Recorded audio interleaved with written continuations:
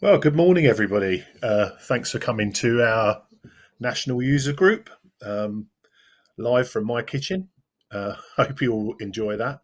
Um, we don't we don't normally say things like this, but I'm looking forward to maybe the next national user group getting back into a room with you all and seeing you all live. So we'll probably begin planning for that later on in the year. But I think we'll always keep a place for our online national user group. I think at the moment that kind of suits everybody. So what I'd like to do today is just start talking about what we're going to do this morning. So if I'd like just to go through the agenda with you so that we all know, and hopefully we'll all find something of interest for ourselves today. So as you can see, I've already done the welcome and introduction, and I just want to talk about how we'll progress through the day. First up, as always, is me. I know it's not all about me, but the first bit is it's us talking about Locata and our pipeline, and some interesting bits and pieces that are coming up and the current state of play within Locata. We're then going to move on to our sector update with Kate, and she'll give you lots of information and hopefully a few insights to what we're going to be doing over the next 6 to 12 months. After we've done our two presentations, we'll open up for a Q&A session about those presentations. And then we'll go into, I think by that time would be a well-deserved comfort break. And when we come back, we've got Richard and Kirsty from New Forest District Council talking to us about their private sector housing system that we developed with them.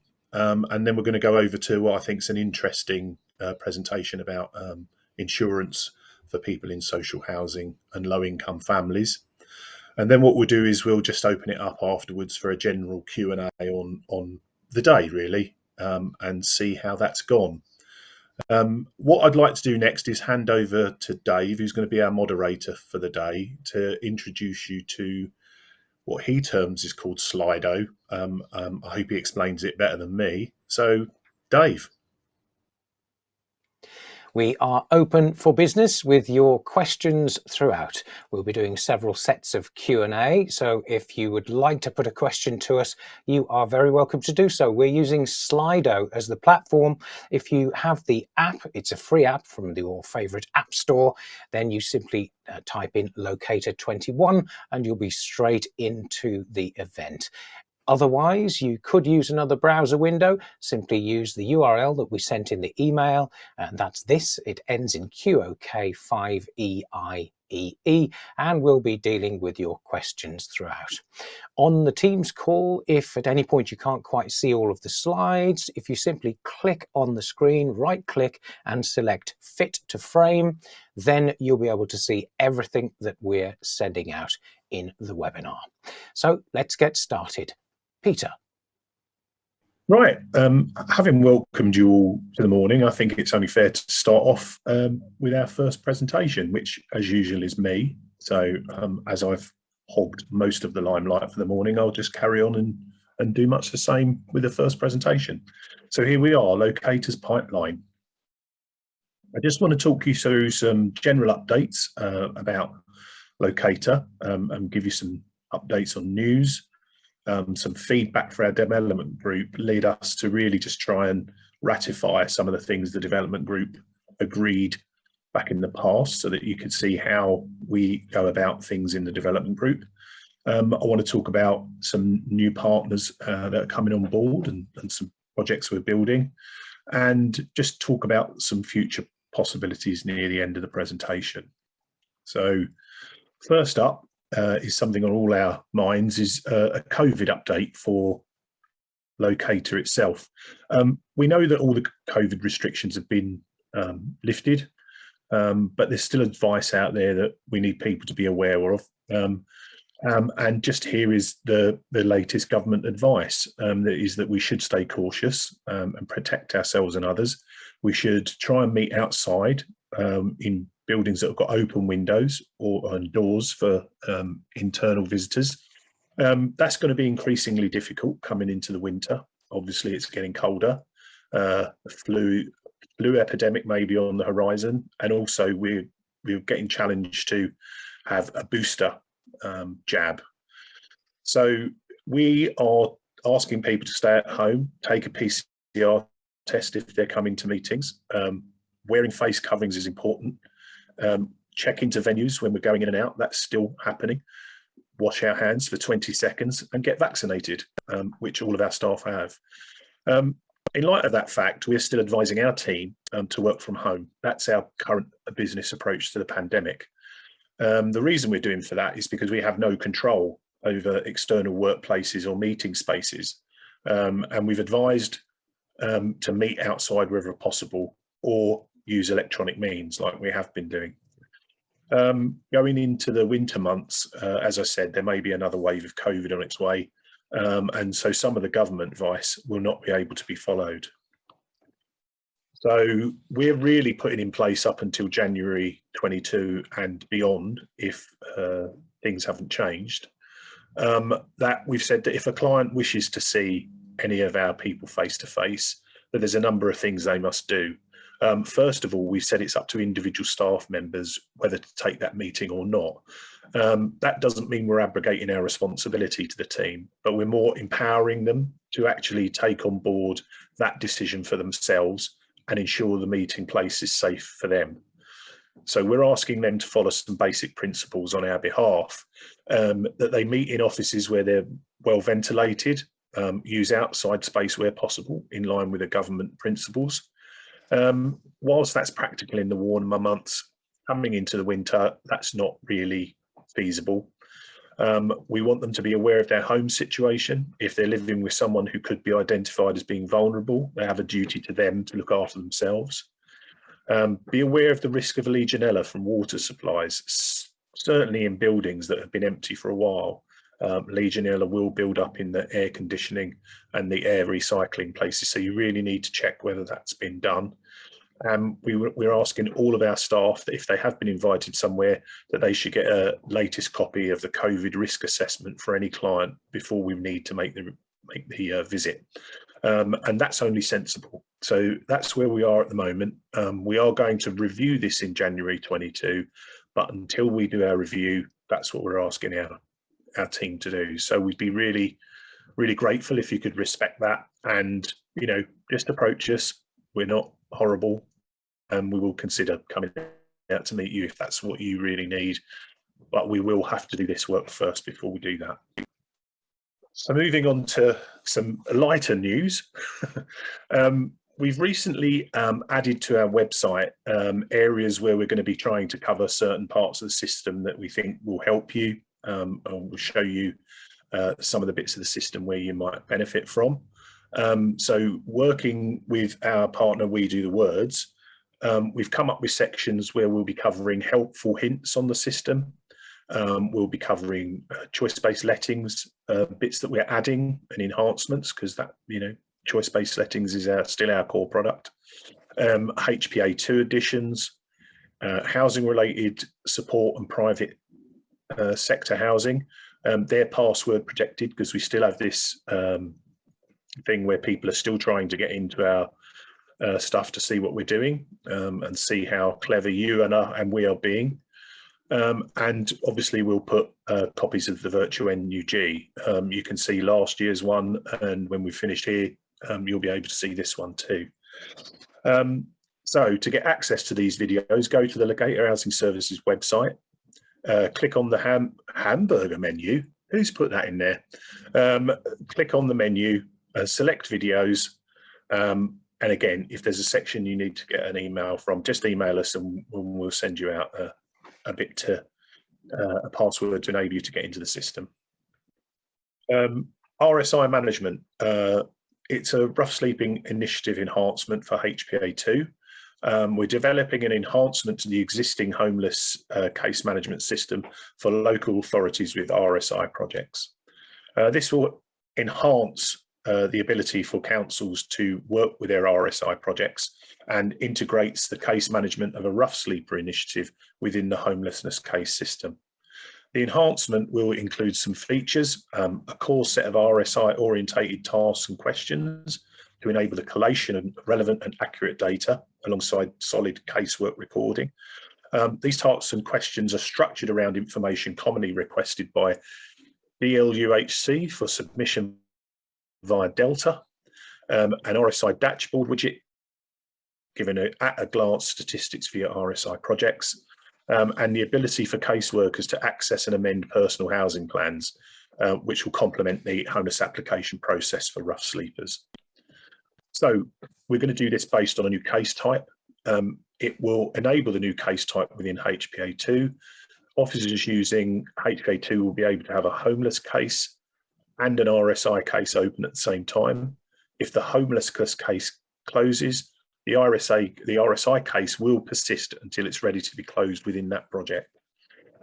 This will better help case management and means there's no need to hold RSI cases open as a homeless case for management purposes. So it just makes it cleaner in respect of HClick. I won't go on too much about this, as Sector will be showing a demo of this and how it works in their presentation following this one. Newsletters, those dastardly newsletters. I know you all get a bit upset seeing them appear in your mailboxes, but they are very useful. We've sent out 18 newsletters in the last 12 months, so that's a really good average, about 1.5 a month, I think. So we sent 10 newsletters to HPA users about sending emails out to somebody other than the client, new enhancements to tidy up workflow lists, HPA2 updated for HClick version 1.52, accessing older versions of customer PHPs, preparing HPA2 for the latest HClick specification update, meeting all the public sector website accessibility regulations. You name it, we sent out an email about it. I can't stress how important they are, that when you get them, either look at them or send them to somebody who will look at them, because they do give and impart quite a lot of information. Generally, you can always find a link on there that will take you back to our website, which we will have a news landing page on there, so you can read about it in more detail. But generally, these are really important pieces of information. We spend a lot of time organising these and putting them together. So I think it's a good source of information for you to actually understand the systems you're working with better. And there's more. We sent a further 5 newsletters out to the whole database about proof of ID and validation through the system, our 2 new CBL websites going live during lockdown, virtual video tours for property advert, pre-populated change of circumstances form, Locata's website redesigned to include the video footage we've just spoken about, all sorts of information, 2 newsletters about CBL users, about public websites for new improved web servers and new improved web servers going live dates. So, you know, if you're not aware of things that are happening, the information's out there and chances are we've already sent it to you. And one we sent out to councils who don't have HPA2 about a brand new homelessness system. So, you know, this is all good, solid information, and it's part of what we do to keep you informed about things that are happening to your systems. So please do read them. I know some of them might be boring, or you might know somebody who will get better information from it than you, but please pass them on, and they are really useful. It's always better to pass it on than just sit on it. We've had a couple of customers recently asking us about information and what we're doing with stuff, and we've just referred them back to newsletters that have come previously. Yeah, so we're now sending this out to 11,000 people using the Locata system across the country. So there's plenty of them out there, and people should have access to them. So please ensure that you do forward them on. Also on the website, we've got quite a big number of newsletters and items on our website, 65 news items that you can go and peruse. And now we have up to 16 videos. So, you know, please do be aware when newsletters do give you good information. So at our last dev group was a really good meeting. We've had a few email responses and backwards and forwards in between certain people on the development group about funding. And this is probably because about 4 years ago when we first set it up, our first meeting put in place some standard ways of working that the dev group agreed and suggested and supported. But I think probably over the last 4 years, things have changed. There's some seismic stuff going on with pandemics and, people being bought out and companies changing hands. So what we thought we'd do is we'd just go talk about our development model. Our development model is there's a section of the development funding that we fund. Sometimes that is that with a client as well. So it's not just us.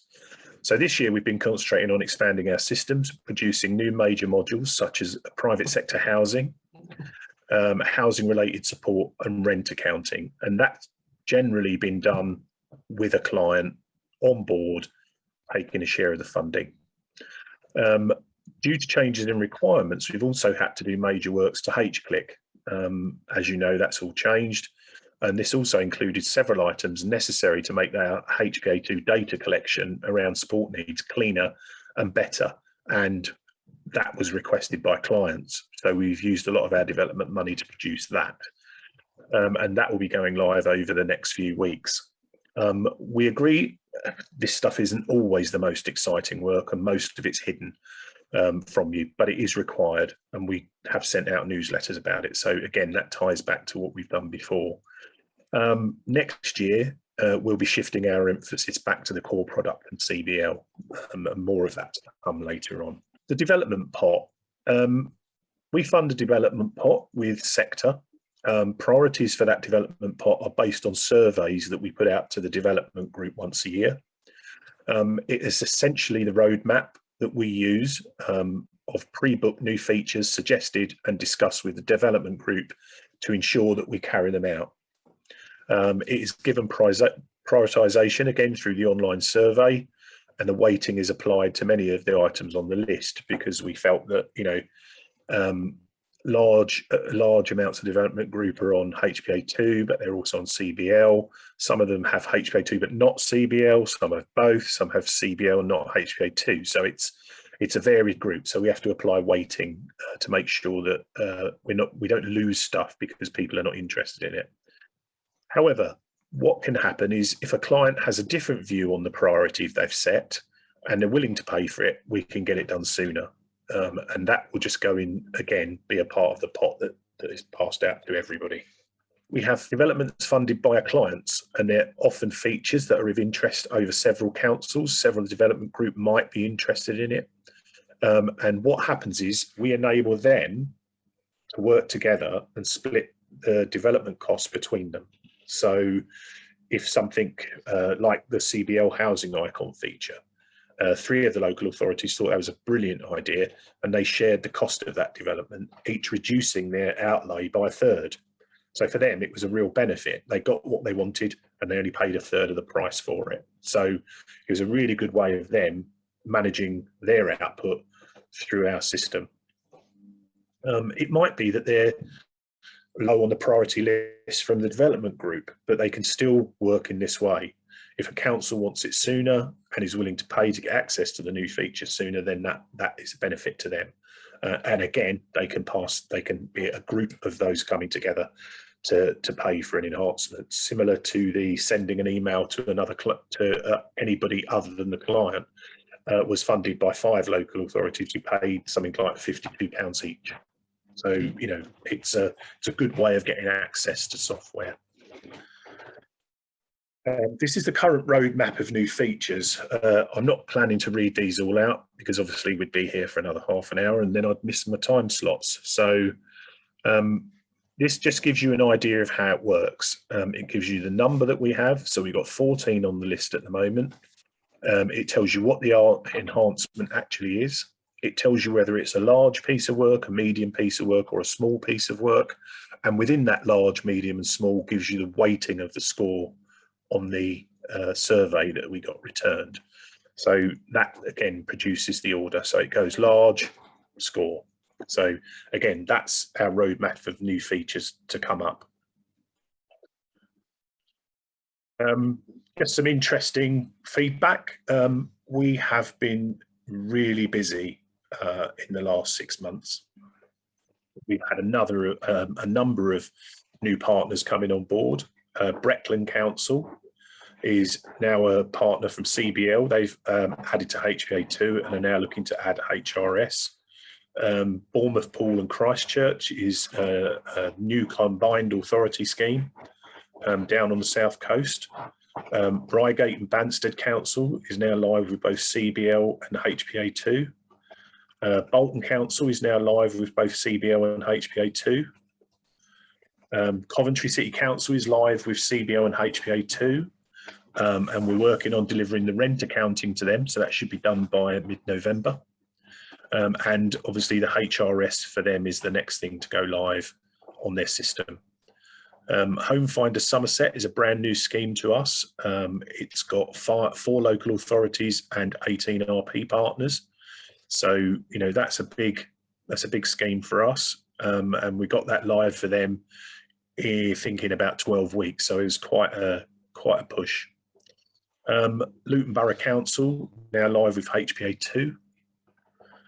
And we're currently building schemes in Great Yarmouth with a property pool, Sovereign Housing with a new CBL scheme, and Lancaster City Council is a new choice-based letting scheme. Again, they were using our HPA2 system, so it was sort of one after the other for us. We have been doing a lot of demos recently, and here are a few of those. Tamebridge, CBL and rent accounting. Bolton Council, HRS and rent accounting to add to their CBL. Tameside Metropolitan Borough Council is interested in choice-based lettings. Rochdale Borough Council, CBL, HRS, PRS and HPA2. So again, a good split of work they're interested in. And Surrey Heath with document uploads.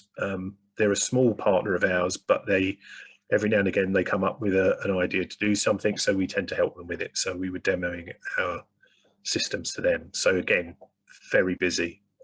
We've recently been asked to look at some environmental health stuff to go in with our PSH, but it's very early days on that, so that could be a good system for us. And future work, we have started work on a refurb of our CBL system. Our focus at the moment is on shortlisting functionality, and I know Sector are going to show you a bit about that, and I think you'll be suitably impressed. I mentioned earlier on, rent accounting is to go live on November the 5th. So there'll be more to that to come, so keep your eye out for newsletters. We've got analytic tools to deliver cross-modular data warehouse reporting. A lot of you have been asking how they can get centralized reporting from all of our modules into one place. So we've come up with a solution based on our data warehouse functionality, and hopefully, fingers crossed, we can get an embedded front end into our back office that allow you to do that without restricting bandwidth to any partners who want to run large reports. And we are beginning a review of our exchange locator mutual exchange system. We've recently had, in the last 3 months, 4,800 new people logging onto it. So it's becoming popular, and we think it's probably time to do a refresh of that.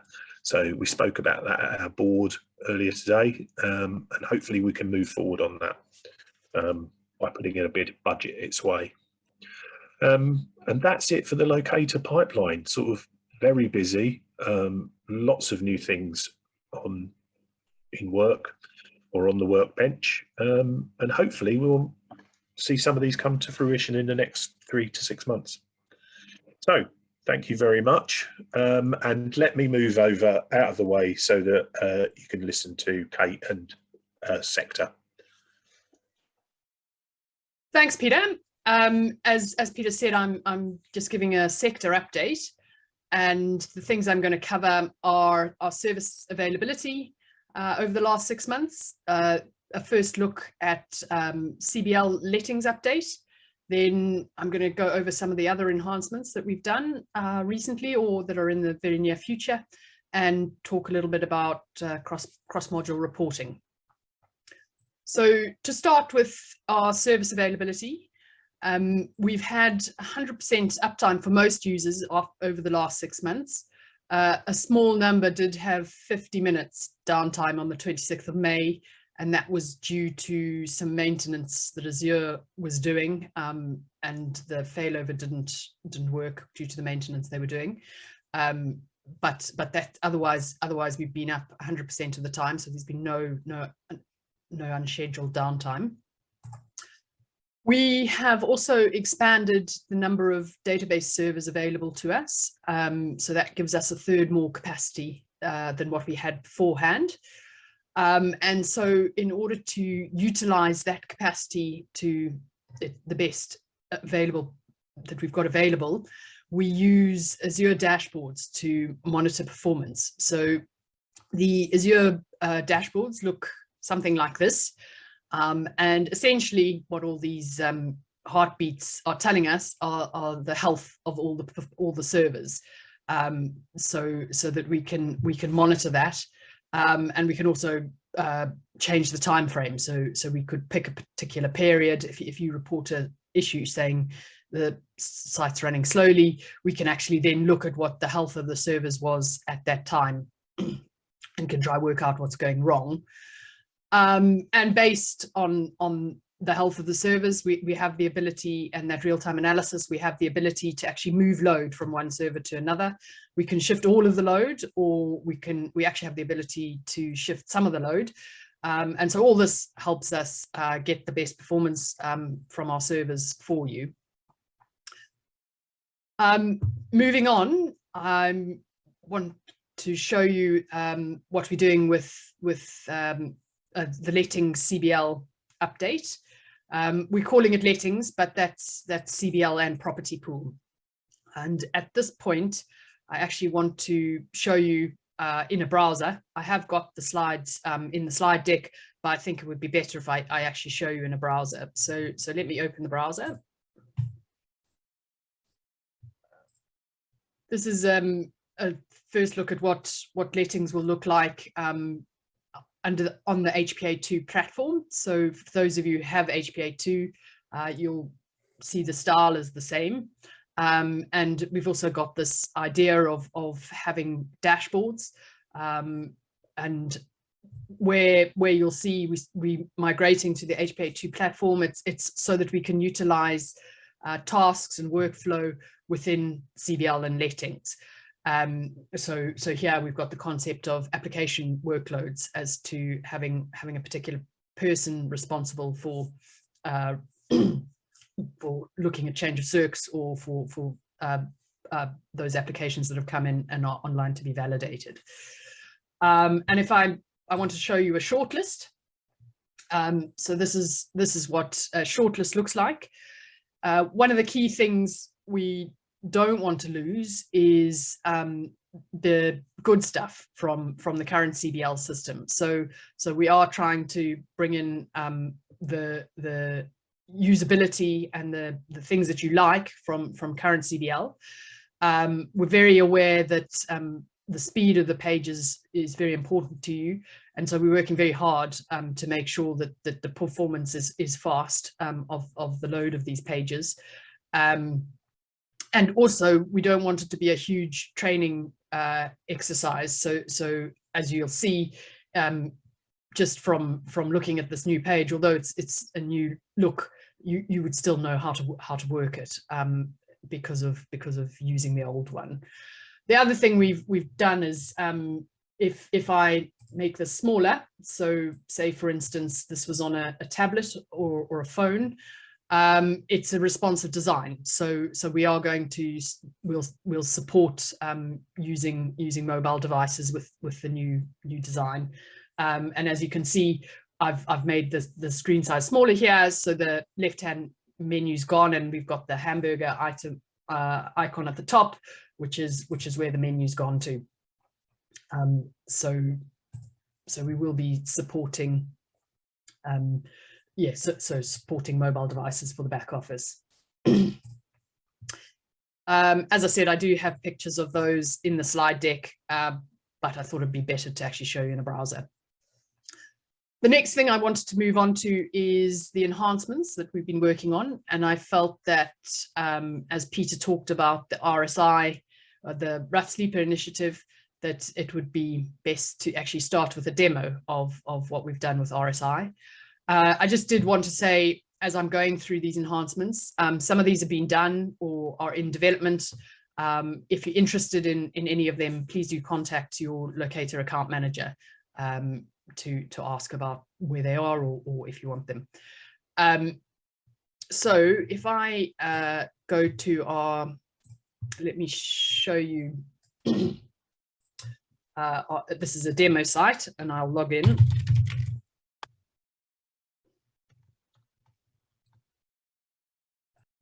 I just need to work for the right. For those of you with HPA2, you're familiar with this, but I wanted to pick up on this particular case here, Mr. Max Chandler. If I go into him, so this is a case that's in relief, and what the scenario I'm working through is that actually we've lost contact with Mr. Chandler, but our outreach program is going to carry on trying to engage with him. So from the HRA point of view, if I go to my relief duty, I'm going to say that there's been no activity and my relief duty has ended, and the reason is contact lost. And then I would fill in the other information about the relief duty ending, and I click completed next. Now, from an HRA point of view, if I just say rough sleeping, and then from an HRA point of view, the case is actually closed, but we know that our outreach program is actually going to try and carry on trying to get in touch with Mr. Chandler. So instead of closing the case, I'm going to set the case status to ongoing outreach, and I need to enter in a HRA case close date. And then I click complete and next. And what you'll see is that the case type at the top here has changed to rough sleeper, and the case is still open. And it's added in a whole number of, if I scroll down, it's added in a whole number of rough sleeper tasks. So these are the tasks that your outreach team would then go through. Now, these are tasks that Jake from Locata has set up, and he's looked at a number of the councils who have already set up rough sleeper tasks. If you have feedback and have actually got tasks set up, please let Jake know, because he's collating what everyone's done and trying to come up with a product we can ship. But it is the same as other tasks. So within settings, if I go into cases, I've got this rough sleeper outreach task group, and these are the tasks that get dropped in when the case type changes to rough sleeper, and you can modify these. So you've got that same control. You can add in tasks of your own, or you can change the ones that we put there for you. So you've got control. And the other thing I wanted to show you is on the dashboard. As you can see here, by case type, we've now got the rough sleeper case type, so you can see the number of cases that your outreach team is working with, and you can click into that, and that will show you the 5 outreach cases that the team is working with. So that just gives you a quick view of the RSI enhancement that we're doing. Other enhancements that we've done or are doing in the near future. As some of you probably know, that IE's support has come to an end, and just to tell you that the CBL back office is supported on Chrome and Edge. So if you have any issues with Chrome or Edge, just log a support issue, but we do support both those browsers. We've redesigned the doc uploads user interface. So we found with the initial user interface, the customers weren't actually clicking submit at the end, so staff never got the task to tell them that documents had been uploaded. So the user interface has changed. So now clients basically say which documents they want to upload, and there's only one button, submit, and at the submit, that uploads the documents and sends the task to the staff member to say that those documents are there. We've also changed how the journal entry for those documents displays, so that they can be categorized, and you can mark each document as confidential or pick out particular confidential ones. We've added the postcode lookup to the property wizard, so we can link that into the gazetteer data that we have, so that you can just enter in the postcode on the property wizard and a property number, and then that'll get the address for you. We've also added a photo editing functionality on the so when you upload a photo to a property, if that photo's too big in terms of its width's wrong or its height's wrong, we've actually given you photo editing functionality on the back office, which allows you to crop the photo, rotate it, zoom it, so that you can actually change that photo on the back office. We've also changed the error message you get. So if your user account hasn't been verified by your manager, it stops you logging in, but it just said that you weren't able to log in. We've changed that message to say who your manager, so to say your user account needs to be verified, please contact Kate Nash because I'm the manager of that user account. So at least then the member of staff knows who to contact to get their user account verified, so that they can then actually log into the back office. We've also added a offer direct. So let direct functionality has been there for a while. Offer direct allows you to actually go through the offer process. So you offer direct, and then if that person, say, were to refuse that offer, you can then refuse, and then you can actually offer direct again, and that sort of starts to build up a shortlist. So you've got a record of who you've offered to, rather than just the straight let direct. We are currently working on integrating with the MHCLG's HClick API. So they've just within the last couple of weeks released a test site that we can start testing with. So this is the functionality whereby instead of what you currently do is you download your Delta XML and then you have to log into Delta and upload it. The MHCLG are writing this API so that from the back office, we'll be able to call their API directly. So you won't have to leave the back office. You can submit your Delta data directly from the back office, and that'll be done via the API. So that work has actually started.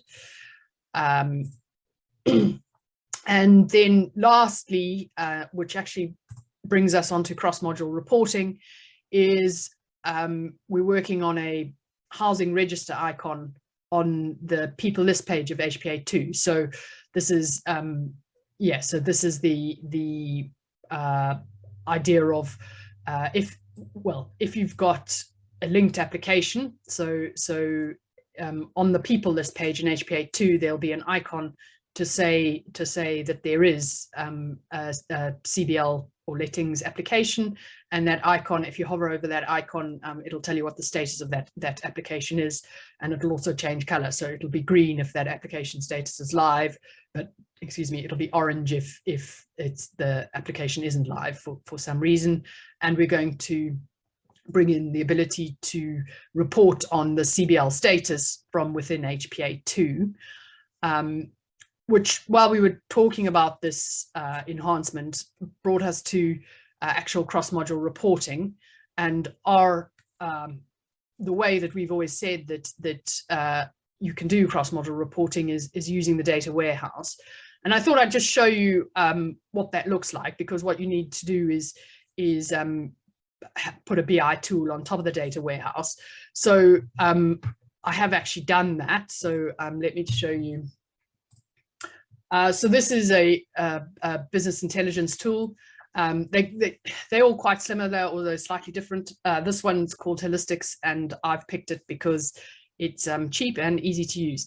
But as I say, the business intelligence tools are quite similar, and I know that a lot of the councils actually have Power BI licenses, which we can work with, which work pretty similarly. So within the BI tool, what you do is you create a new, let's say, create a new report. And then I've linked this up to the BCP data warehouse. And that's, that's the bit that can be a bit tricky, but once you know how to do it, so it links into your data warehouse. And now this basically gives me the ability to actually report from the data warehouse. So just as an example, if I'm just going to bring out a list, and I say, for instance, I want to see I want to see the case status, and I actually want to see the case ID. I want to see the application code, and I want to see the CBL application status. And then let's say I also want to see the band and the band reason. And just for example, age band. But I'm only interested in, so I can add in conditions. So I'm only interested in the case where the case status is live. So I'm only interested in live cases, live HPA cases. And I'm actually also only interested in where they're after. So the case was opened after, let's say this year. So I'll go for the 1st of April. And then I can get the results. And the key thing about this is because it's running on the data warehouse, doing this doesn't affect the performance of the live site at all. So we don't mind how big a data set gets returned. And so you can see here that I've actually pulled out data. So case status from CBL as well as the status from HPA2, and then I've got data from CBL and HPA2. And then you can then save these. So if I just say live cases, and you can save these onto dashboards. I'll call this NUG.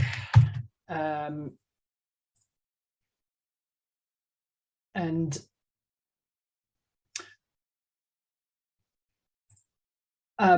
so then from you can then have a look at you can build up your dashboards. Now, one of the things we can do, well, yes, is you can then publish these if you've got a place to publish the dashboards. But usually with the BI tools, there's ability to actually, we would be able to publish these into the back office. And let me just give you another example of things you can do. So if I add a new report, again, I'm going to use BCP. But say, for instance, I wanted to do a bar graph. I can say I want to see the bands and I want to have a count. So I just want to see which applications are in which bands.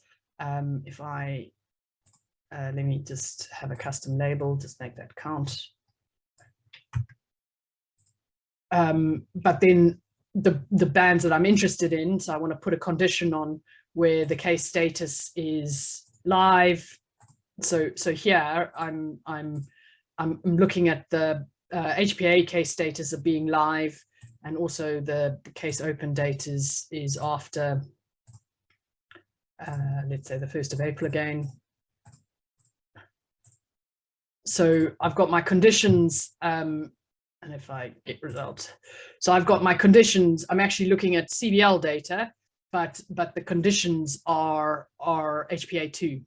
So there I can see all the bands that my live homeless applications are actually in, and I can save that. So HPA bands.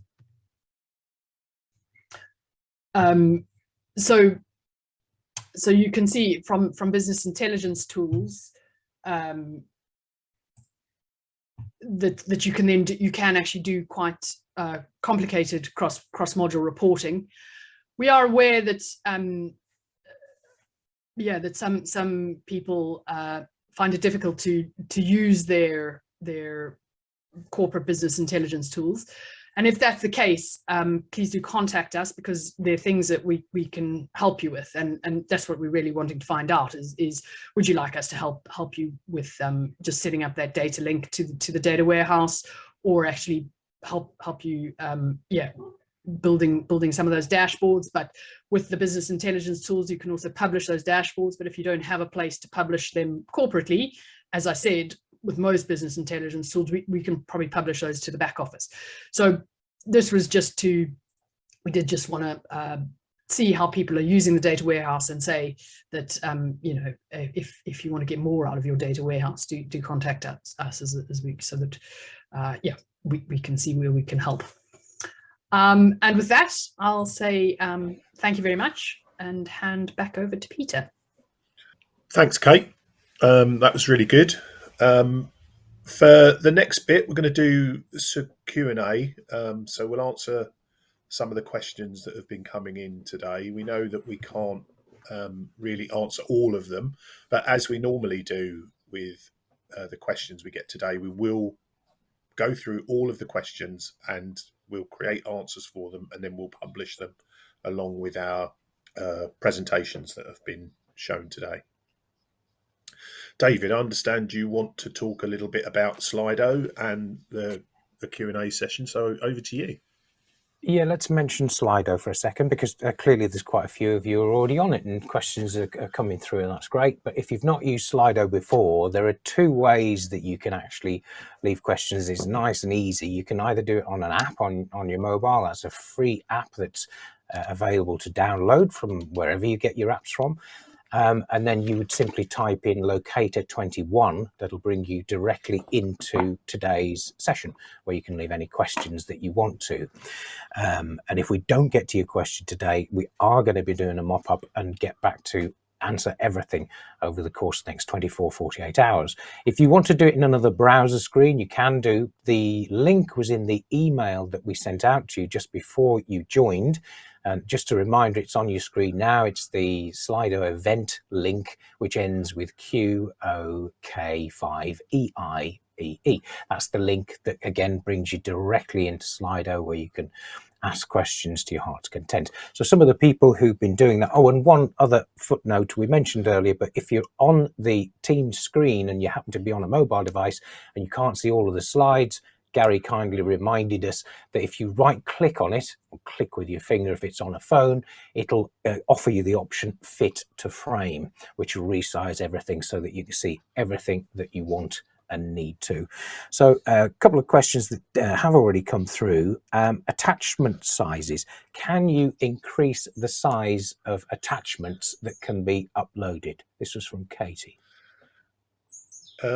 Well, I think, Kate, that's probably one for you, if you don't mind. Yes, so it is something that's available. There is a cost to increasing the attachment sizes, but we can. So if you want to allow your customers to be able to upload bigger attachments, or you want to be able to upload bigger attachments via the journal, just contact your Locata account manager.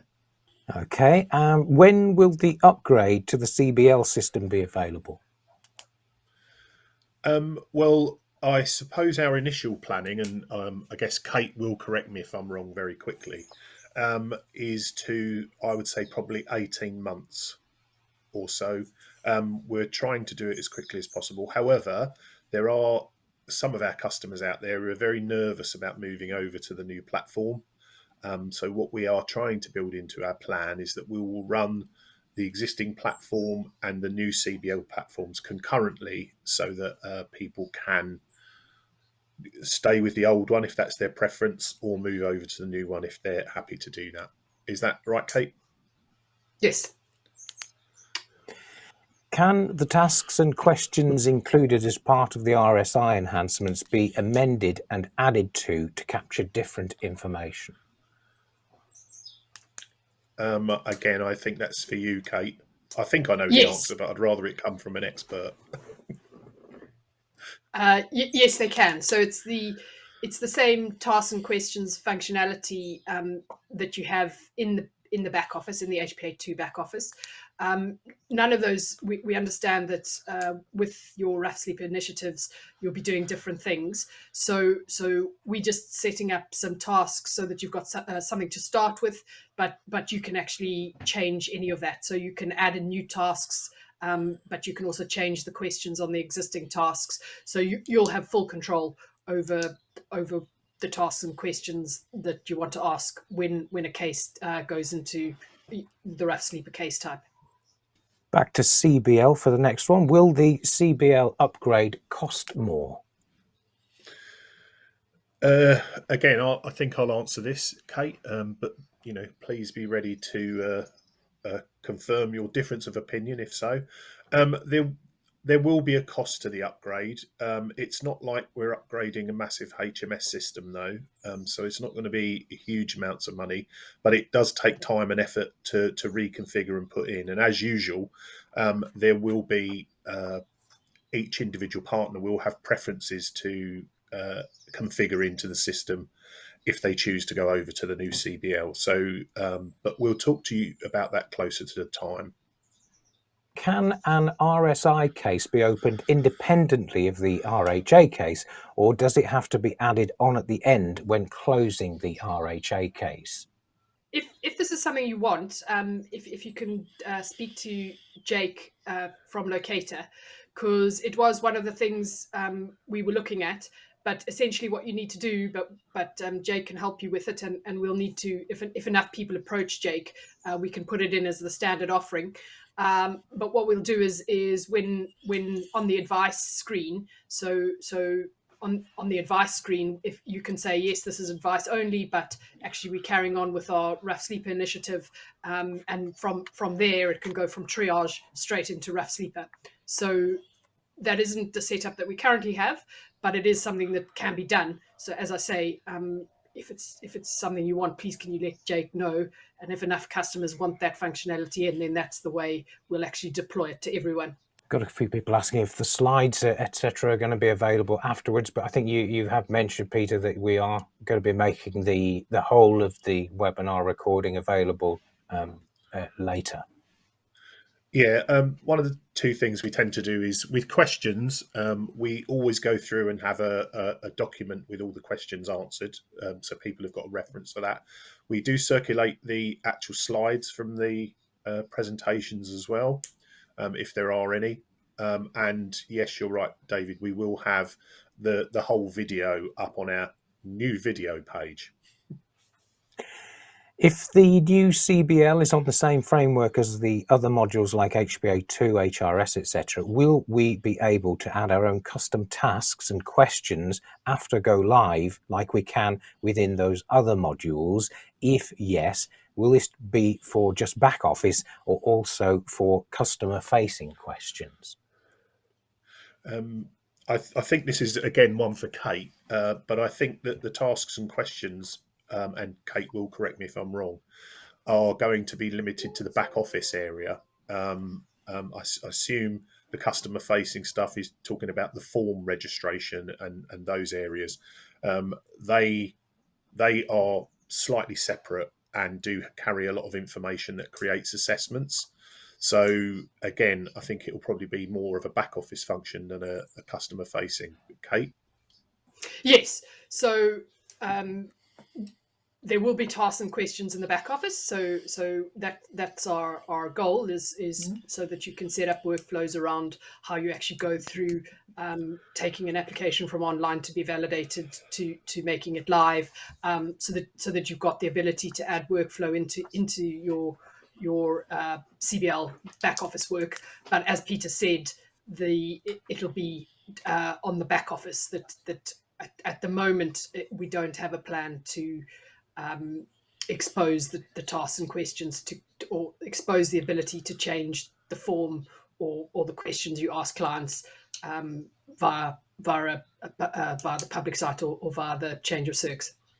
Alison is asking, what are the costs involved in having a data warehouse? I think it's about £1,600 a year. And again, Kate will correct me if I'm wrong on that. I think it's about 1,650, so that you get all of the module stuff that you have into that back office data warehouse that will allow you to connect a a Power BI type application to it. Yep. So that's absolutely right, Peter. It's 1,650 a year. Phew. Still on BI, would the BI reporting work across multiple partners? Yes. So if you are in a scheme, then the data warehouse does actually contain multiple partner data in it, depending on how your scheme's set up, because some schemes have actually siloed. But yes, it can do reporting across partners. Stuart is asking, clients are often both supported by outreach team and also by relief duty. How can we have a case type of both RSI and relief at the same time? We made the choice that that it would go into the rough sleeper case type once you'd actually done your HRA work. However, that doesn't restrict you from when you actually put the rough sleeper initiative tasks into the case. So if you actually if your outreach team starts working with the client while you're still doing your HRA work, you can drop in the rough sleeper tasks into the case and assign those tasks to your outreach team. But as you have picked up, the case type will stick with what your HRA casework is, and it's only once you finish doing your HRA casework will the case type go into the rough sleeper case type. However, you can use the reporting, so you can set up the reporting to pick up to save a report that has all the cases that have got open rough sleeper tasks on them. And so you can pick up your cases that your outreach program are working with from that. Or similarly, you know who your outreach team are. So when you look at case workloads for individual users, you'll be able to see from the workload dashboard what their workload is. David is asking, is there a way to remove overdue client tasks from the dashboard other than going into each case and updating each outstanding task one by one, hiding them, for example? I don't know. Is my answer, Kate. I think we did some work on this with one of our clients somewhere, didn't we? About removing overdue cases from the dashboard. Or So the functionality via the back office is that you need to go into each task and in that particular or complete that particular task. When we switched from HPA1 to HPA2, for a lot of clients, they had a lot of tasks that were still open on their old on their old casework, and so they gave us some rules, and we just did a bulk closure of tasks. So that is something to approach your account manager with. If you can tell us the business rules of to which tasks you want closed, we can actually run a script relatively easily that just closes those for you. Next, if a case type is RSI and provided with temporary accommodation under the program, do these placements feed into HClick if tenancy is created on HBA2? So yes, the TA will be included in the HClick report, unless you've actually specifically gone into that TA and marked it as exclude from HClick. sorry, David. I was just going to say, unless anybody's going to answer some questions that I can actually answer, I'm not playing anymore. No.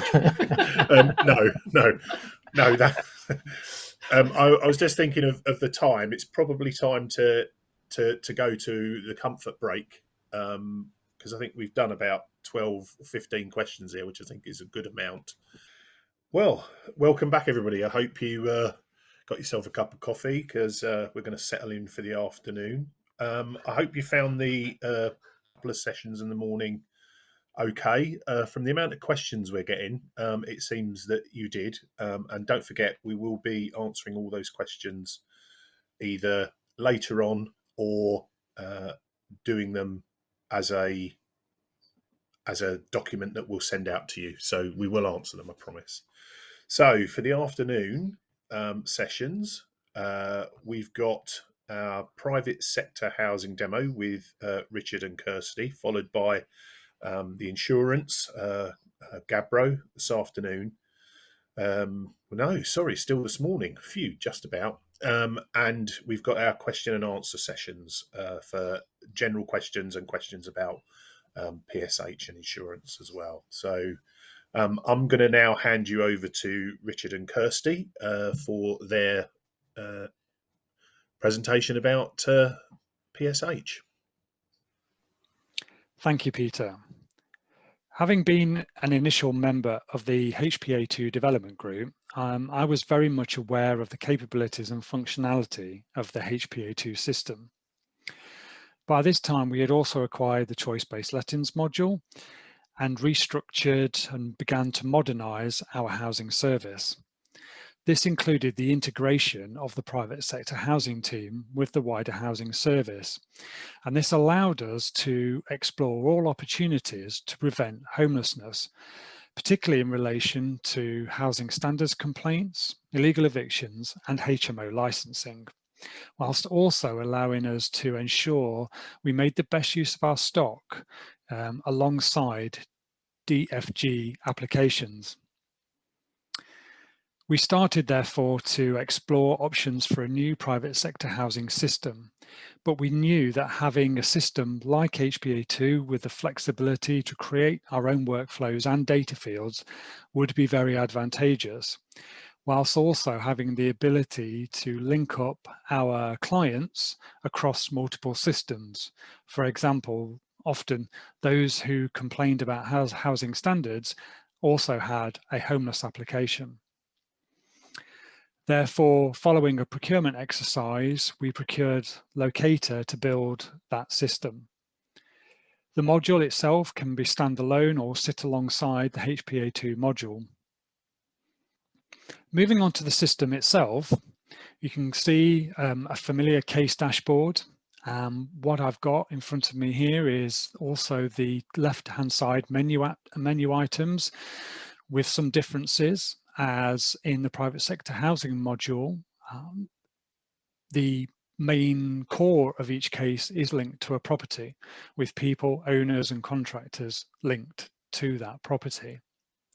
I've got my case officers who are all private sector housing officers, and each of their individual workloads spread across a number of cases.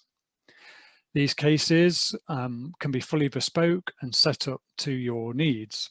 And in this case, we've got the traditional set of cases such as disabled facilities grants, empty homes, housing standards and HMO licensing, whilst we've also added a number of our own very bespoke workflows such as home repair loans and the work we do in managing a mobile home park. The system also allows us to see where we've got links with other cases, such as the homeless case or the housing register case. And you can see here from this screen where we've got those links and how they show. By going into each one of these clickable numbers, I can see the case list for the officer. I can see visually in front of me the properties, the next steps involved in each case, the client, and also the case type as well. By clicking into each case, we have a familiar screen. And in this particular property, I can see that there are currently 3 case types open and who the client is and some background summary information. I can drill down further into this case and you can start to see the workflow that we have built up with quite a specific and detailed workflow that we've got from end to end for covering our DFG process.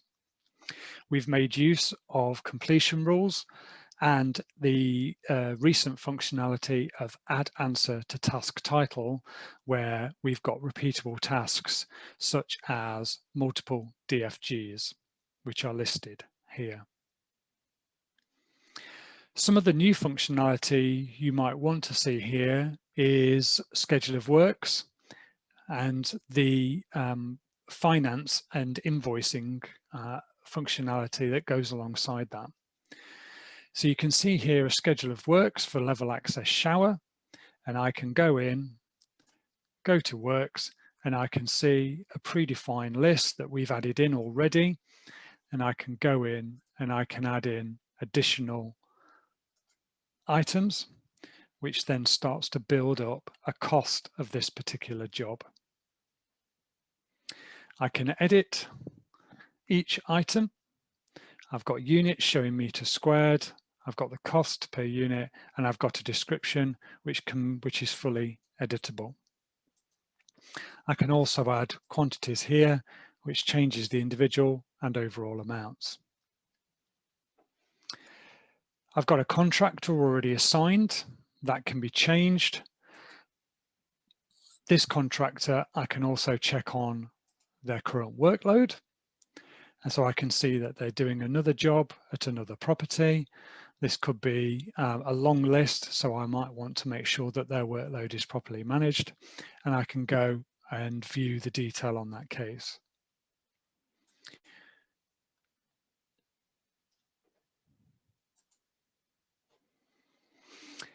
Once I've added the contractor, I now can start to add in payments.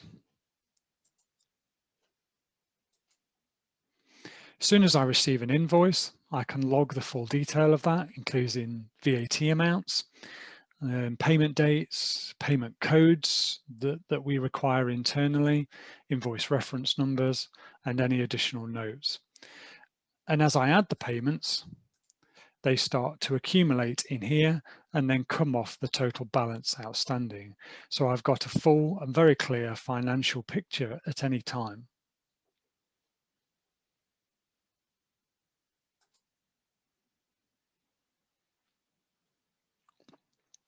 In addition, we've got all of our correspondence that we can add in for both owners, landlords, and contractors.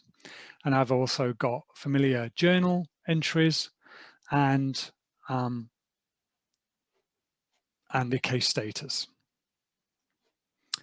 And that's the run through of the DFG side of things. So now let's look at a housing standards inspection, which has also has some additional functionality.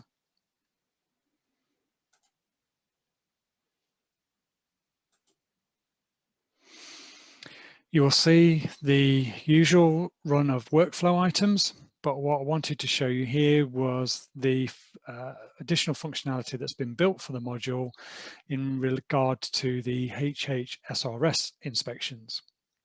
You can see that one's already been added for this property, and what I can see here is two category 2 hazards and their scores, which will obviously mean something to housing standards surveyors. But I can go into this assessment, and over on the right hand side, what you'll see is all of the standard 29 hazards. And if I just click on one of them, what we've added in here is all of the guidance and background information regarding the particular hazard and how that's to be interpreted, and the calculations with regard to that one, which is in this instance damp and mold growth. Over on this side, we can amend the likelihood and the health outcomes based on our findings. And what that does then is calculate a score, with A to C being a category 1 hazard and D to J being a category 2 hazard. I can add in an additional hazard, and then I can amend as applicable, and you can see that the score changes. Once I save that, that's now kept in. And once I'm happy that I've added all of my additional hazards, I can then print a form off that will go with a letter to the landlord or owner, demonstrating what hazards have been found in the property and what actions we now require and in what timescale.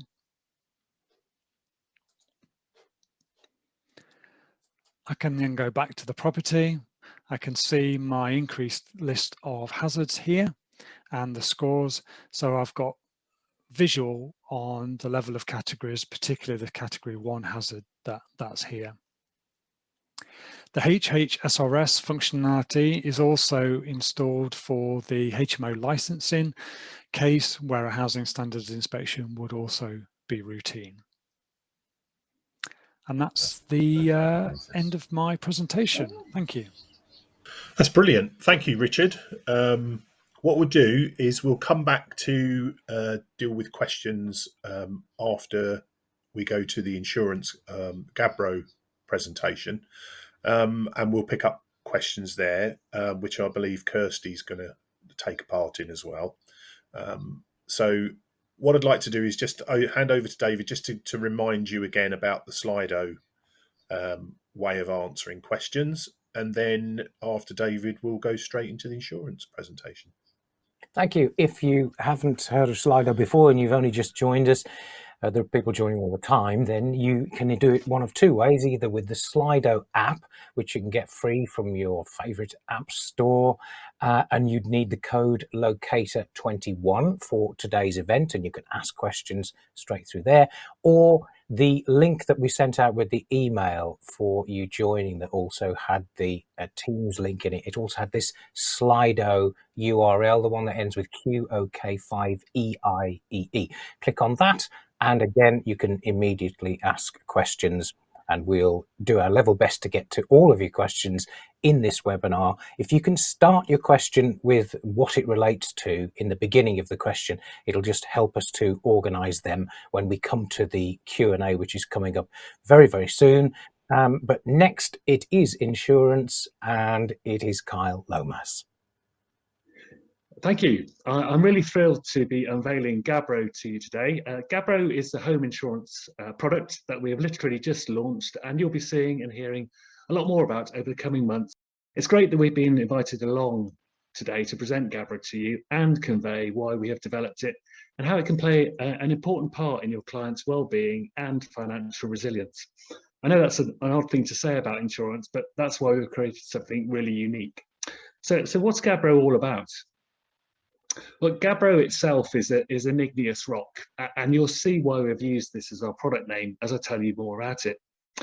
It's basically a home contents insurance for tenants that are either in social housing, affordable housing, or low-income private housing. So, some reasons why we've created Gabro. Home contents insurance for social housing tenants isn't a new concept, and it has been around for 30 plus years, but it's not changed much in that time. Particular things of note, in 2017, the Financial Inclusion Commission produced a report that laid some stark findings that to date haven't really been addressed by the insurance sector. Now, their report focused on how everyone should be connected to the financial mains, so irrespective of their financial status. So that's like you or I just being connected to electricity, gas, or water. And unbelievably, there's over 5 million tenants in the social housing sector that do not insure, either because there isn't access to a suitable product, even if it exists, or they don't know how to find it. Add that to the fact that not many insurers like to operate outside of mainstream markets. This leads to an underserved marketplace and a really poor choice for customers. There's also an issue with limited products that are there, and they don't operate to reflect the way people like to buy today and their habits and needs. Also, add to the fact that price comparison websites don't cater for non-mainstream customers who often require low sums insured. And our insurance regulator, the Financial Conduct Authority, has a clear agenda to create better customer outcomes and address the needs of vulnerable customers. But for us, it really, to top it all, really is the poor financial resilience of customers. It is an all-time peak, particularly following the pandemic, which I think has pushed more and more people into the low income bracket and put an even greater burden on those that are already there. So if those aren't good enough reasons to create Gabro, then I don't really know what would be. So what does Gabro look like? Based on the issues that I've just mentioned, we set about working with Locata, some local authorities and ethical lenders who serve this market to mould a product and offering that would start to address the challenges. So what we've developed is a product offering that provides affordability. Cover under Gabro starts from as little as £3.67 a month. That's as little as 12p a day for the entry-level sum insured of 5,000, covering contents in the home and some legal expenses. Now, the challenges that the Financial Inclusion Commission came up against were that low-income families could probably afford £9.90 a month or 33p a day. So you can easily see we're well under that marker. This enables customers to insure for the correct value, protecting all of their items because of the affordability. We've checked these premiums against mainstream markets and they still remain competitive. And there's no hidden fees or charges. So those premiums there, you see, are what the customer will pay. We've also developed a monthly policy. There is the option to have a yearly, and traditionally people purchase insurance cover for 12 months. But we've got a pay-as-you-go, true monthly renewal date, or pay in full for the year. Again, the challenges that the Financial Inclusion Commission came up against was customer preference. They didn't want long-term financial commitment. A lot of people are put off by purchasing a policy for 12 months or having that financial outlay. They can also then amend the policy as their needs suit, and depending on their financial position month by month. So we've also included a payment holiday, which enables the customer to be in control of paying for the product. When finances are tight, particularly around Christmas time, they might elect to take their payment holiday, but remaining on cover for that particular month. Again, the Financial Inclusion Commission cited that because of the irregular earning patterns and multiple income sources, this gives the customer more control based on their financial situation. For this sector of the market, continuity of cover is essential. It all goes back to that financial resilience. The customer's in control.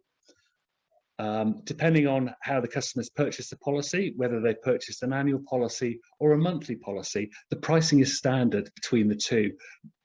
Neither one are going to be paying more than the other, and there's no penalties. Again, all about affordability, but when a claim occurs, there's no excess to pay. So the standard is zero. Again, Financial Inclusion Commission said 22% of all adults in the UK have less than £100 in savings. So if there was an incident, they don't have the money to draw on to pay for an excess. This also simplifies the claims process. So when we replace goods that have either been damaged or stolen, we're not then asking the customer to send us a cheque or reimburse us for the excess. Those that can afford to pay an excess can elect, when they purchase the policy, to have an excess, and that gets them a discount. There's no fees, as I mentioned earlier, so there's no administration charges, no cancellation charges. And again, this all goes back to the affordability point. Online self-serve, why would we charge admin fees?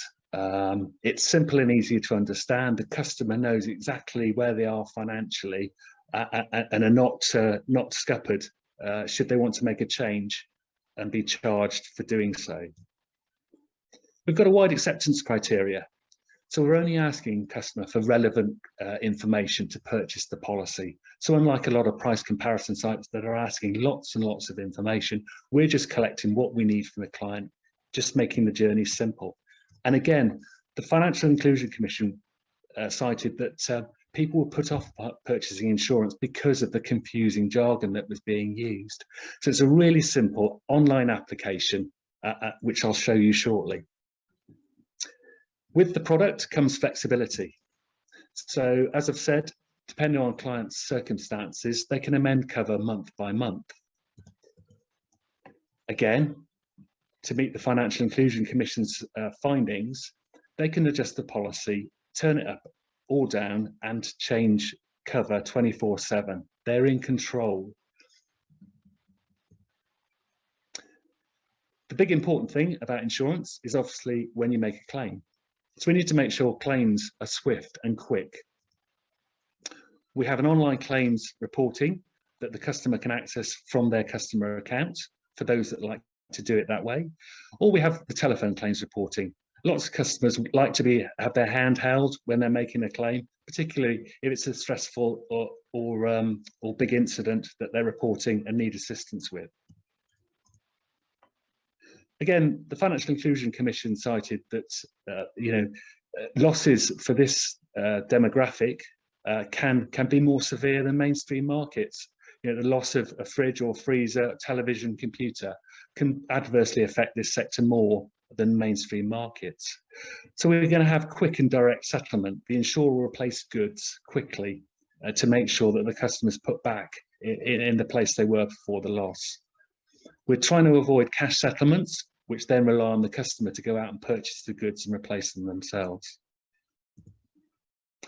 We're working with some trusted partners.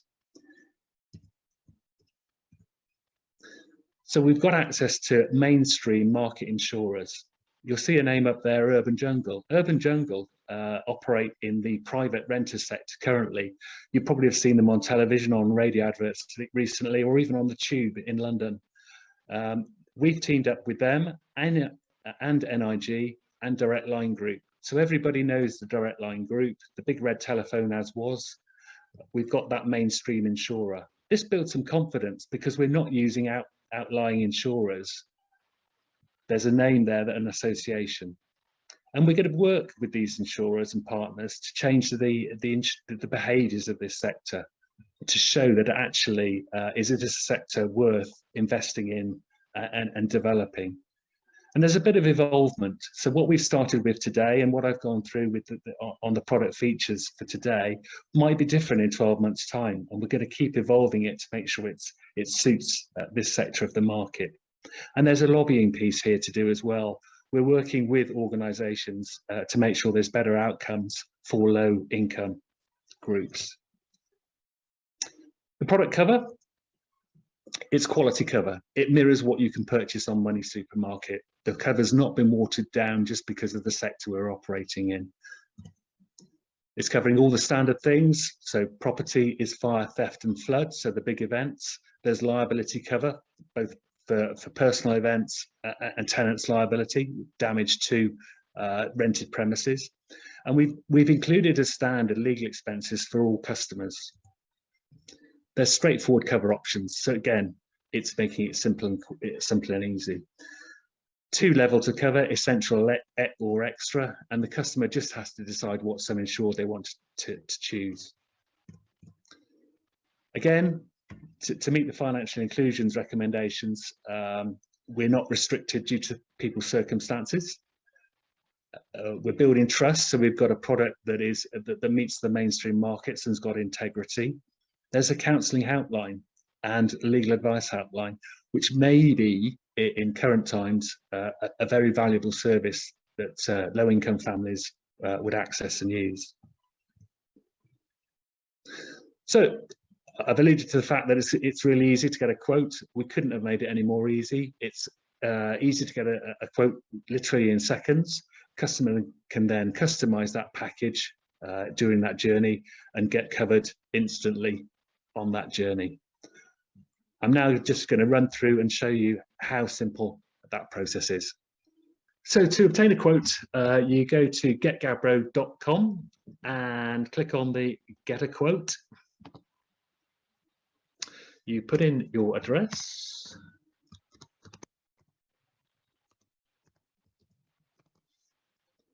And you hit search and it returns your address. 92% of UK postcodes are covered and they're acceptable. So we should pick up most people.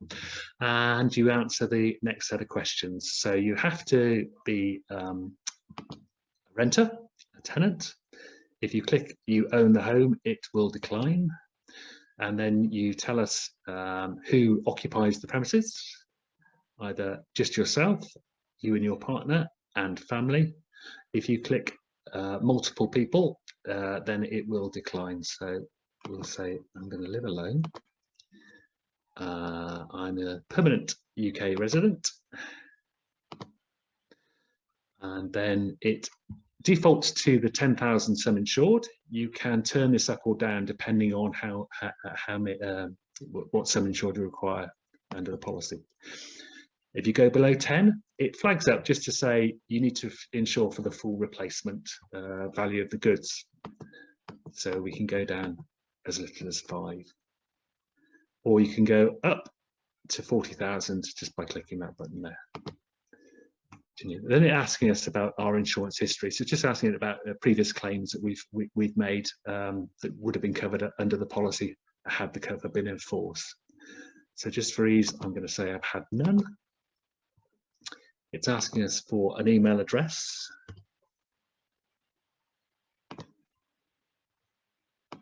I'm going to opt in for future offers, and then you get a price. So that took seconds and would have been quicker had I not been talking through it. And as I said before, you've got two packages there, essential or extra, and it shows you the price per month. And then shows you the covers that are available to you. The difference between essential and extra is extra provides you with accidental damage cover and tenant's liability cover. That's the only difference between the two products. So the customer can select one that they want. That's cover for the home, and then they can add cover for items that they take out of the home. And that includes cover abroad for up to 60 days. So we're going to say, yes, let's have a bit of that, please. And again, it defaults to a sum insured.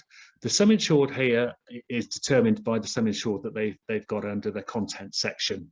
So it's relative to that. So it's automatically said the most I can have is £500 cover away from the home, but I can reduce it. And then here, as I said before, the standard policy excess is 0. But if the customer feels, actually, if I had a loss, I could probably afford to pay towards the claim, you can select 25, 50, 75 or £100. And as you see, that premium changed as I did that. So we'll say we're not going to have an excess. Then we're going to ask some questions about people's history. I'm going to answer these standards. So is there any bankruptcies or CCJs? I'm going to say there's none. I've not been declined insurance. I've not got any unspent convictions. I've not had a previous loss involving arson or liability. It's my primary residence. It's self-contained. It's standard construction. And I don't use it for any business purpose other than just admin. I confirm that. So you arrive at this screen and then it's asking you for your personal details in order to set up an account with Gabro. So you fill in those, run down the form, all quite straightforward and self-explanatory. Enter the date you want the policy to start. And then when you get to the bottom, this is where you select whether or not you'd like a monthly or a yearly policy. Depending on your circumstances. Select one of those and then it takes you through to the payment screen where you can put in your card details and purchase the policy. So once you purchase the policy, you'll then have a welcome email with your documents which arrive at your email account, and you can access online 24/7, and that enables you to submit a claim online or amend any of the details, changing the policy cover to suit your needs throughout the months. So some key takeaways. The myth that insurance is too expensive. Well, I think I've covered that one off, and this is very competitive for as little as £3.67 a month. It's complicated. Well, we think we've simplified it. And as you see on the journey that I've just demonstrated, it couldn't be easier. All done online and just in a few minutes. Insurance is a long-time financial commitment. Yes, it is, and it can be for 12 months, but we've got the option for the monthly policy. So giving that control to the customer. And it's not very accessible. Well, we've made it accessible. No longer do you have to fill in a proposal form and wait for a decision to be made, which often happens in this sector. Off you go online and purchase an insurance policy that's specifically designed for the low-income market. So to conclude, successful partnerships are built on common objectives. So ours is using insurance to help low-income families improve their financial resilience. So if one of your objectives matches that, or you think it should, then please get in touch because we'd really be pleased to be working with you too. Thank you. Well, thanks for that, Carl, Richard and Kirsty. I thought they were two really good presentations along with Kate's. I think you've all put me to shame, so I'll have to sharpen up for our next journey out. Some really interesting demos, some really interesting points made there. We're now going to move over to our question and answer session. As you can see, we're all here to answer questions. So, Dave, over to you. So the first one is for Kyle, who we've just heard from. Are there lots of things that the insurance doesn't cover, such as mobile phones or laptops? And how about bicycles? No, all of those items are covered. As I say, it's just like a mainstream insurance product. With bicycles, we do want them locked. So there are a few conditions around the items, but they're not excluded. And the next one is, what are you hoping that we will be able to do for you, Kyle? Well, for us, really, it's financial resilience, and it's putting this product in front of customers. I think we've responded to a lot of the modern needs. As I say, it's not a new concept, insurance for this sector, but certainly we've modernised it now and meeting the needs of today's customer group. And all about that financial resilience, and just making things easy and jargon busting. So really, it's can you put it in front of your customers, make them aware of it. Really, it's all about choice, and there's choice in the market. We're another option, but we think we're quite a modern option. And what you've seen today is we're going to evolve that, and as we learn more, and we'd like to work with partners to mould this into something that really does fit your customer group. As local authorities, we're very nervous of our standing in our communities. We will be held accountable if this goes wrong, seeking some reassurance. Yeah, and that's why it's working for us with trusted partners.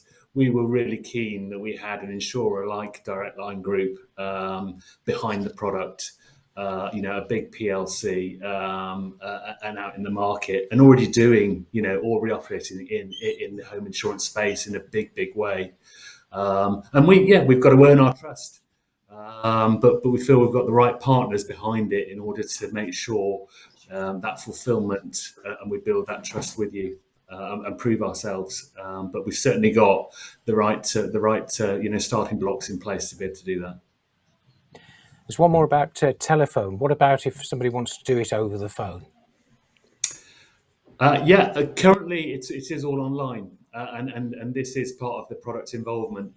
We wanted to make it online because a lot of people use that method, and I think basically, if we need a telephone sales operation to be able to cater for that demographic who likes to do it that way. But the feedback we've had is, and certainly with some of the conversations we had with a few local authorities, online is the way to go. But let's not rule it out. As I say, this will evolve. This will evolve. Okay, I think we're going to move to some private sector housing questions. But if there are more questions that you have, specifically you want to direct to Kyle about the Gabbro product that you've just seen about, then do please get on to your Slido and fire your question in, because we're doing these questions and we'll take live ones right through the next 10, 15 minutes or so. So on to private sector housing. How flexible is the system when it comes to adding tasks and questions? Richard, I guess that's for Richard. Yeah, we've built a workflow from scratch, from a blank sheet of paper, effectively, to tailor how we want to work. And one of the bugbears about some of our legacy systems is that you fit to how the system works, not the other way around. And that was one of the main drivers for procuring the Locata system, was that ability to tailor the workflow exactly to how we wanted to work, and actually improve the way we wanted to work. So Kirsty mainly has built an extensive and detailed workflow for DFGs from scratch, right from first referral right through to the delivery of the work. And then in other case types, she's built a very simple case flow. So you've got that ability to make it as detailed as you want. And like I said in the presentation, we have extended that with completion rules, so the flow will go off at various tangents depending on the answer to certain questions or activities on the case, which, you know, it was another bonus for us in that ability to drive that workflow. So yeah, it's as detailed as you want it to be, and I think Kirsty, you might want to just add how that shaped your ability to manage the team. Yeah, thank you. Yeah, no, it has been really good, the flexibility in the system. As Richard said, I've built the flow from start to finish of the process, and it's also enabled me that if anything is to change with regards to legislation or anything, that we have got the ability to then change the workflow at that point as well. Or if we're reviewing the processes that we use and we decide that there is a more efficient means, then again, we can go in and edit the tasks to suit the changes that we require. Can I just add to that? So I think with the initial specification that we got from Kirsty and Richard, they had specified that there would be 4 case types, and actually the product that's gone live is their 8 case types. So it's actually got even more flexibility than HPA2 in that you have control over your case type. So you can actually add in new case types yourselves. Good. So the next question, still on private sector housing, what system did you use before PSH module, and what additional functionality does the PSH module give you that you didn't have before? So we previously used Accolade, which was no longer going to be supported. So we had to look to procure another system. And we saw the benefits of our homeless team already using Locata and HPA2, and the benefits that would have, that we have a lot of collaboration amongst the teams. But again, I would say the main thing that I found so useful is the flexibility in the approach that we've had to build our own task flows, because our old system was quite clunky, and we had to go through our IT service anytime we wanted any changes to be made, and that was even as simple as a 1-word change in a letter, whereas I've now got the flexibility that I can go in and change the communications, the task flow, which makes things a lot more efficient, especially when changes need to be made urgently. And again, with them building in schedule of rates, and the scheduler works for us, again, I've got the flexibility to amend and update those as necessary. And they've also created the HHSRS, where we can go in and carry out our assessments for housing standards and HMOs. Yeah, and I think if I can add a point there, again, just building on that, we were very hamstrung by a legacy system that we could only work in one particular way, and you know, Kirsty and I wanted to change things, but we weren't able to do that with the system that we had. And as Kirsty said, we would be reliant on developers and our IT department to get together to make any change, no matter how small. So having the full control over a system is one of the biggest benefits to us. Closing off on the PSH for the second, there's a question here about what is the price of the PSH module? Again, this is from my memory, which is famously quite good actually. It's a per annum cost, and it's £5,000 per annum for the system. Hope that's simple enough. So there are some questions on CBL. Just to remind you, another few minutes, probably about another 10 minutes or so, if you did want to get a last minute question through. Will the new CBL module have a homepage that has a dashboard giving an overview of applicant numbers in various bands, status applications, etc.? I'll take that one, and I'm sure Kate will either confirm or deny what I'm saying. When we move over to the new system, we've already had several chats with some customers and some of the guys we've been working with about dashboards, and hopefully the entry page will be the dashboard page where you can use that as a way of getting to other parts of the system. I guess the way we're moving is towards widgets that will enable people to specify what widgets they want and what access they have. So we're hoping that that will be similar to HPA2, where you will get a configurable dashboard. Is that right, Kate? Yes.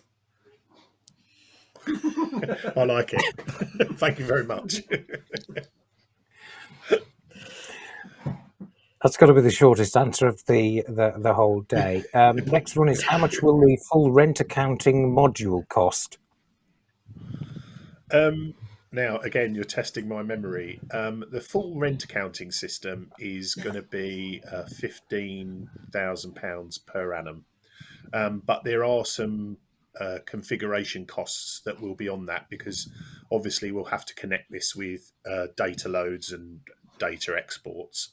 I don't really know the full technical analysis of it, but I'm sure Kate will be able to confirm that those, I think, are going to be about £5,000 each. So that's only if you can't. So for a rent accounting system, it needs to be integrated with your financial system and also your housing benefits system and your payment system, and all of those imports can be uploaded into the system. Now, if you can provide those imports to us in the file structure that we specify, then it doesn't incur an additional cost. There will only be costs around those integrations if we need to take a file structure that you specify and convert it into our file structure. So it's very much dependent on how much control you have over your other systems and whether you can manipulate the data into the right file structure before you upload it onto our SFTP site. There's a couple here about the development group. We can roll these two together if you wish. How can I join the development group was one, and who coordinates the new feature requests, and how do we communicate ours? I'll take that one. The development group, we kept to about 27 members. How we came to 27, I don't really know. I think that was the people who attended the first meeting. Because if it gets much over that, then it becomes unmanageable, and lots of people don't get heard. So we keep it restricted to that. We're currently, I think there is a space currently on the group, a space or two. Generally, what you do is you talk to either me or Ian Silverton about membership to that group. And at that group, that's where you put up any ideas or any enhancements or any cost ideas you may have about how the group runs. When you've done that, what we do is once every year, we send out an email to everybody on the development group with a questionnaire where they get the chance to say their piece and add weighting to certain enhancements that they require. But it's generally the development group that runs that weighting. We don't do it. We react to the development group's instructions, and we generally have a development group once every year too. But that doesn't stop. There's quite a healthy development group emails that go around quite often, asking for partners to work on certain things or ideas about certain things. So it's quite a healthy little group. Question about training.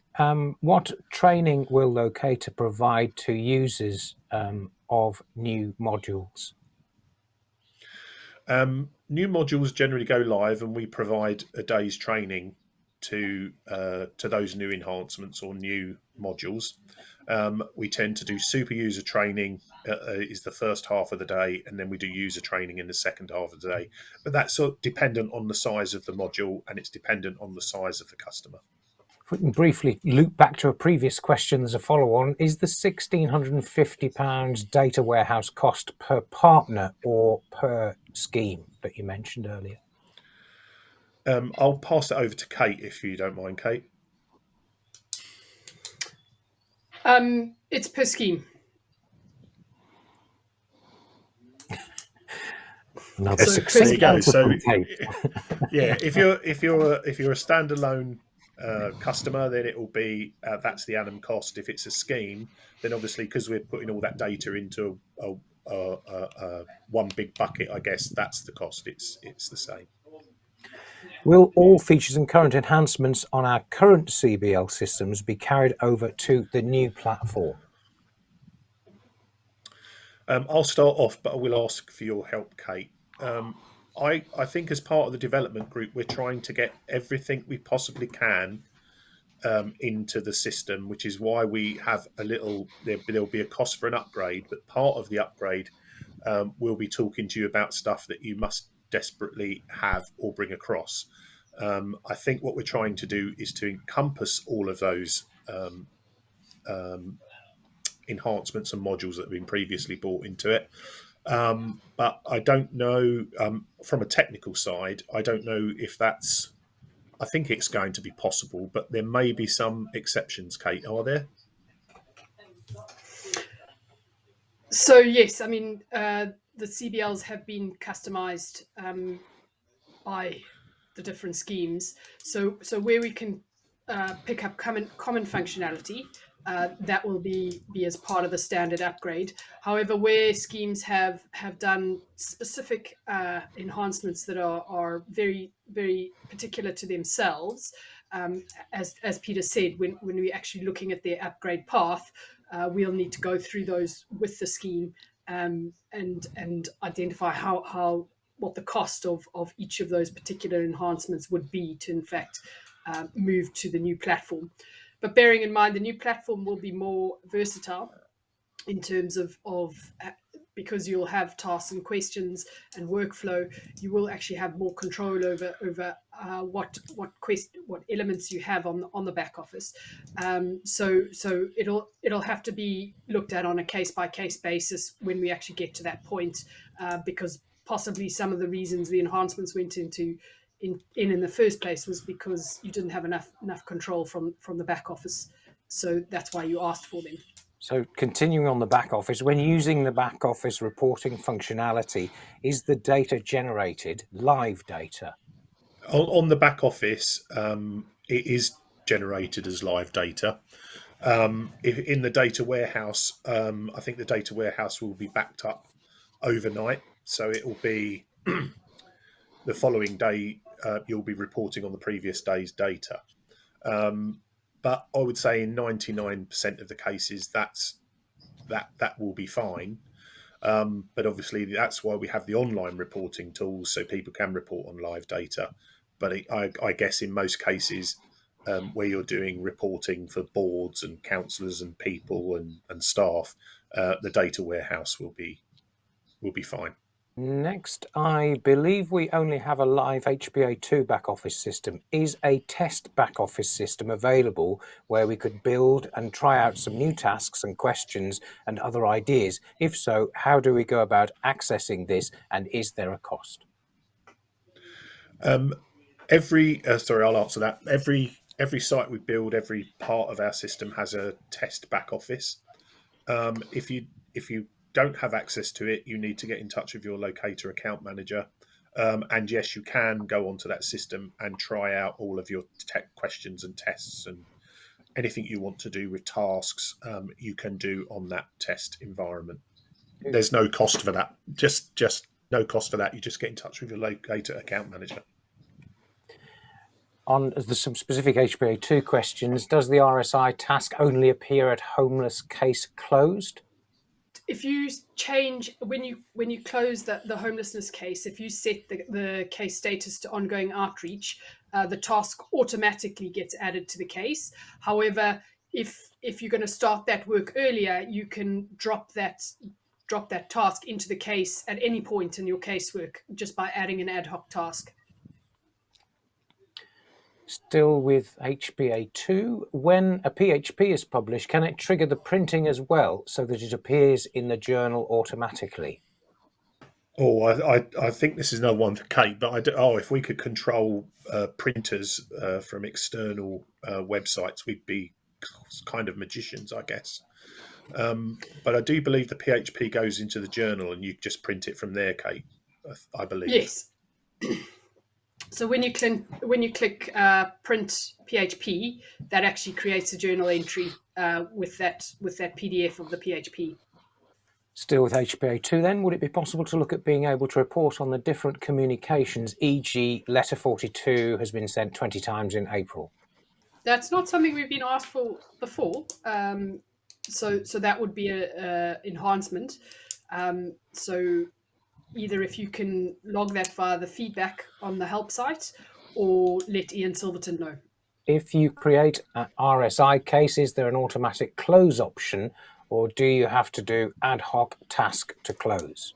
So the way Jake set it up at the moment is the close RSI case, the close RSI task appears in the group of tasks that get created when the RSI case gets created. So you just have to go to that close RSI task and close the case.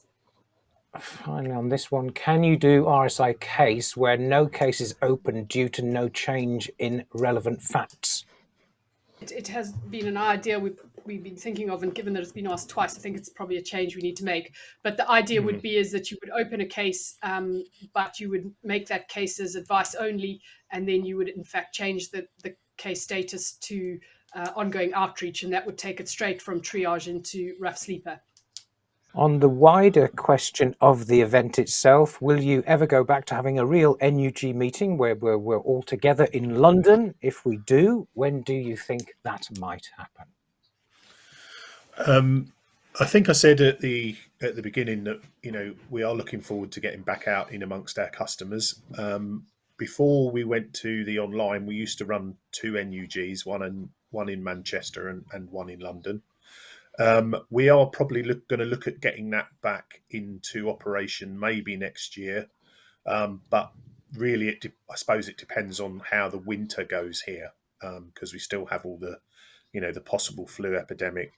Still, we're COVID-19 lockdown stuff is okay. We've got Legionella in offices that haven't been used for a while, so there's a lot of work to do. But we are trying to get back on the road.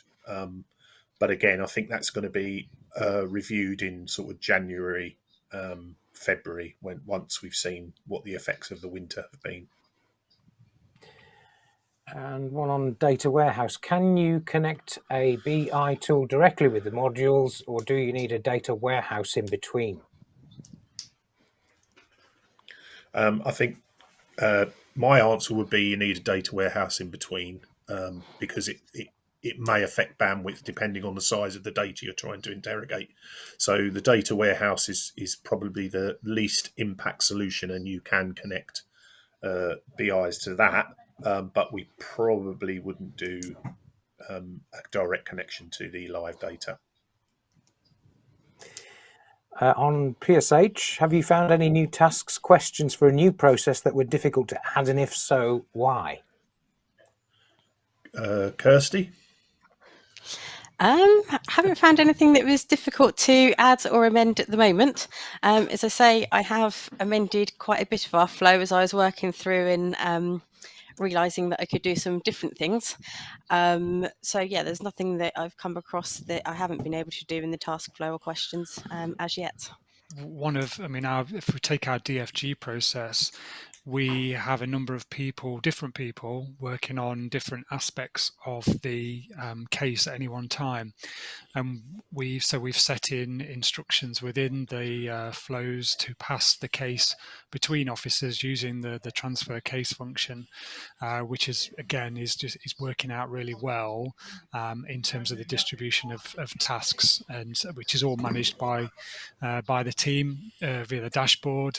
And one of the things I didn't mention earlier that again is another bonus for us is the dashboard giving us as managers the ability to manage the workloads of the team and performance monitor the workloads of the team. So another kind of an enhanced layer of the system that it's given us. Following on from that, there is a question about the PSH module for reporting functionality, and is it included? It acts in exactly the same way as the HPA2 module in terms of the filters and the different case elements that can be brought into the case. So yeah, it works in exactly the same way and included. The last one on this thrust here is, do you think the PSH module could cover other areas like environmental health? I guess that's a question for Richard or Kate. I bring Kirsty in because Kirsty's got a wider experience of the environmental health. Kirsty joined the private sector housing team when it was part of environmental health at New Forest, and part of our transition and modernisation was to move the private sector housing team into the housing team to gain greater collaboration with homelessness and our allocations team, and that was one of the reasons that we brought the private sector housing module in. But Kirsty, just wondered what you see as the ability there.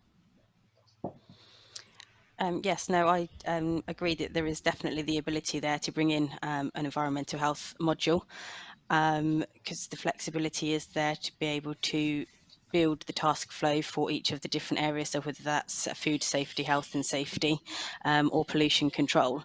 I would say that there might be a bit more work from Locata on that because of the different reporting requirements for the different elements within environmental health for the government returns.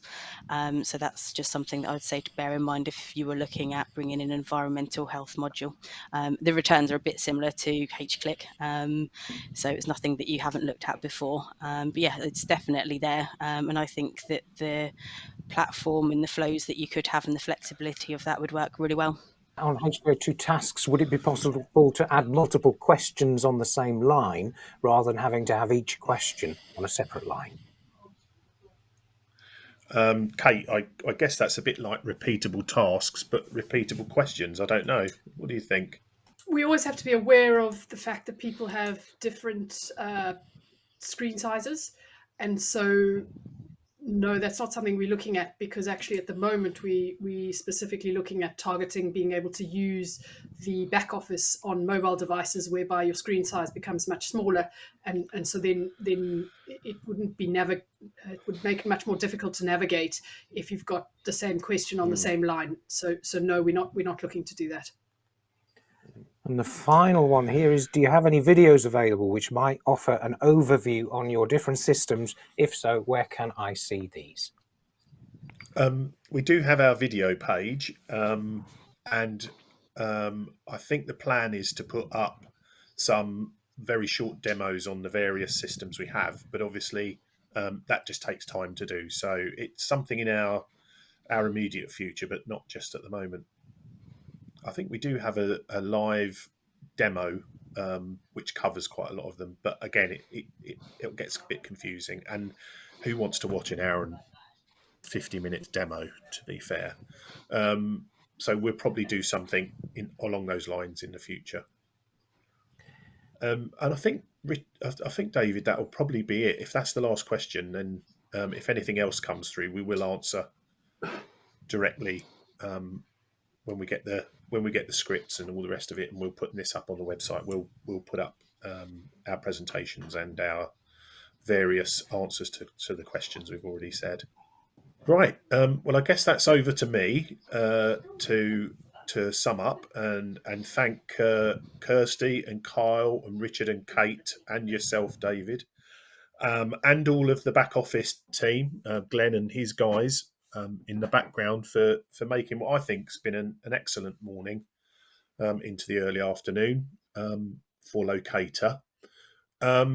Again, if anybody's got any questions, please feel free to talk to your Locata account person. Talk to us about all of the presentations here today.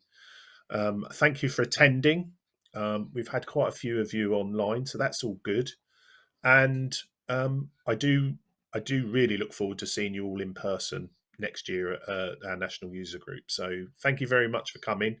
And I think that's we'll call that a wrap, is it, in the common parlance? Thank you, everybody. Bye.